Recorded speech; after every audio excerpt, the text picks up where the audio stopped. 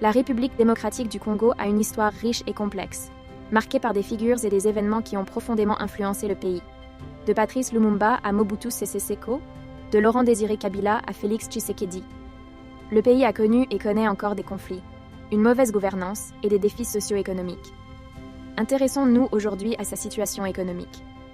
La RDC est un véritable trésor de ressources naturelles, avec d'énormes réserves de cobalt, coltan et cuivre, des minerais cruciaux pour les technologies modernes.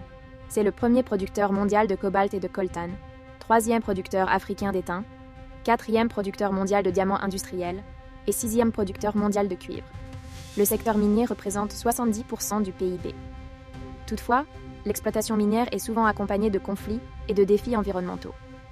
Le pays dispose également de ressources hydroélectriques, grâce à ses nombreux fleuves et rivières, notamment le fleuve Congo, deuxième plus grand fleuve d'Afrique en débit. Le complexe hydroélectrique d'Inga, un des plus grands projets hydroélectriques potentiels au monde, pourrait fournir jusqu'à 40 000 MW d'électricité, ce qui serait suffisant pour transformer la région en un pôle énergétique majeur. En plus de l'hydroélectricité, la RDC a le potentiel pour développer d'autres sources d'énergie renouvelables comme le solaire et l'éolien. L'agriculture joue un rôle central dans l'économie du pays, représentant environ 20% à 25% du PIB. Le pays a connu une croissance de 7,8% en 2023, après un pic de 8,9% en 2022. La croissance du PIB devrait se modérer à 6% en 2024. La RDC se classe au 164e rang sur 174 pays selon l'indice de capital humain 2020, conséquence de décennies de conflits, de fragilité et de développement compromis. La dette publique peu élevée s'établissait à 21% du PIB à la fin 2022.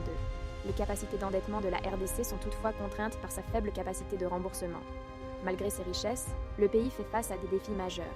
D'abord sécuritaires, confronté à des défis sécuritaires importants, avec des conflits armés, notamment à l'est du pays, les provinces du Nord, Kivu, Sud Kivu et Ituri, qui est l'épicentre de l'insécurité, concentrant la majorité des conflits armés.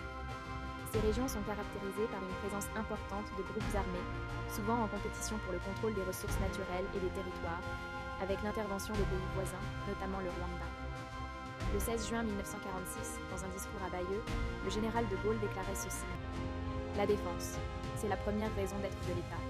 Il n'y peut manquer sans se détruire lui-même. » L'énorme potentiel économique inexploité pour le bien-être de la population n'est-il pas la conséquence de l'incapacité de l'État congolais à se défendre et à restaurer l'autorité de l'État sur l'ensemble du territoire national?